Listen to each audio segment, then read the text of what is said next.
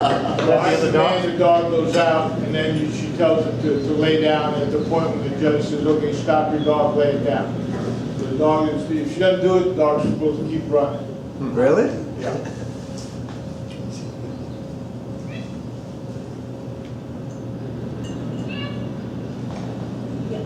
Because even with the different commands, you know, like the dog, you know, you say sit, stand, and this type of thing, so this is protection work. And she's sending the dog now around the various blinds, you know, over this type of thing. So a dog will come around here. Again, you have other people standing around, dog to ignore it and just focus in on the.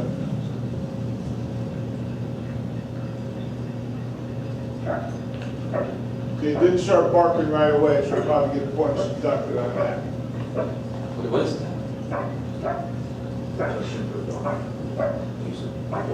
He's not supposed to. They're supposed to bark right away. Is this got pinning? At this point, he's just identifying the subject.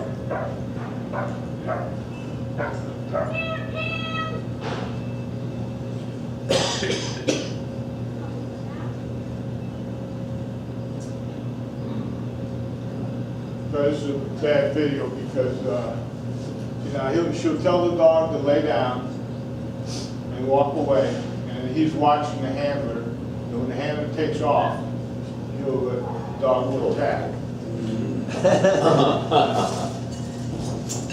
Then she gives the command to oust, which is release, then he moves again, and the dog Is he reads beating the back. dog? Is he really whacking the dog? Yes. Now this is when she's following and he's making a turn. The dog is guarding the individual. Now he'll turn and attack, and the dog will automatically go without a command. Whoa. What's the reason to beat the dog? Pardon? Just to see if the dog will release. Ah, okay. And now this is a transport where to transport the bad guy, and the dog now is supposed to look. See how he's looking at the bad guy? The bad guy makes. Now this is where the dog is attacking, and the handler is running at him. Wow. Oh my God. I guess the guy has to carry a weapon, otherwise, you know. So now if this guy's just walking down the street and the dog sees him, he's gonna attack him. No, the dog only attacks on command. And pakan, again, is bite, right? And we can't use that word anymore. Which one? Pakan, which is to bite, because they don't like us to. See how the dog is looking at the bad guy? That's how he's supposed to do, because the bad guy makes a move or something, the dog will bite. So that was just transported to the judge.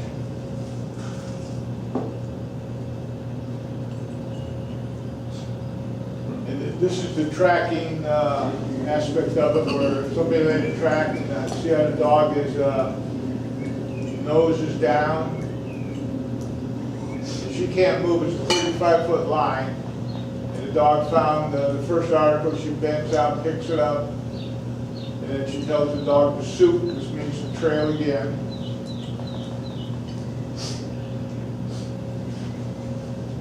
And turns a corner, again, just people just walking, and the dog is just with the nose down on the ground. But he's not going side to side. No, they can't go side to side. Just He's on a leash here. in the- He's on a leash here. Yeah, it's on a leash, Yeah. right. It's on a long, five-foot leash. Hey Ben, where's this shot location? This is over in Germany. Oh, okay, this. Well, this is not here, it's in Germany. That's not the Viagra. Yeah, we normally track like plowed fields, dirt, and then they try to cross cement to different things where we go from dirt to cement, you know, different aspects of it. So at the end, and this is towards the end, that she'll pick up the last article, and then she'll sit the dog, and then she goes and reports into the judge, if they don't have it here, then she'll show all 3 articles that the dog had found, you know, and then reports it to the judge, and that does it. Could be And, yeah, and there's normally, we use Rottweilers, some Doberman pinchers and stuff like that, but that's basically it, ladies and gentlemen. I mean, the dogs are good. Yes, sir. Oh, just a question, Ben, did you went over with your dog to Germany? No, I've never You never gone. gone. But all the dogs I've gotten are bred, either they're bred in Germany, then the females are brought over here to give puppies because of the taxes and stuff like that, you know. Or they're, you know, or the males brought over here and they're bred here and stuff like that. Yes. Ben, what's the cost of a dog like that? They run untrained. You know, you get a puppy about $1,500 to $2,000. Trained, they're about 50. What, 50,000? 50,000. What? Do you have contests to show, Jake wants to one. evaluate and say who's the best dog, or Oh, is yeah, it- yeah, yeah. They're champions, they're world champions and stuff like that. what do you do at Stanford? We train. Like You train? Yeah. Yeah, so every, 2 times a week we train. It's basically obedience for 15 minutes, you know, and then we do protection. Protection is and there's obedience in the protection work, okay? As far as going around blinds, again, the dog has to come in there to make sure the dog, you know, doesn't bite, doesn't become aggressive, because again, it's like a boxer or something like that. You know, you're supposed to go up and grab the dog, play with it after they're done. I mean, it's a sport, you know. I mean, the dog has to be physically fit, you know. I mean, we keep them thin where you can put their hand on the rib cage and you're supposed to be able to feel all the ribs, you know. And that's one indication that the dog is fit. You know, so it's not fat. You put your hand on the ribs, your fingers should go in between the ribs.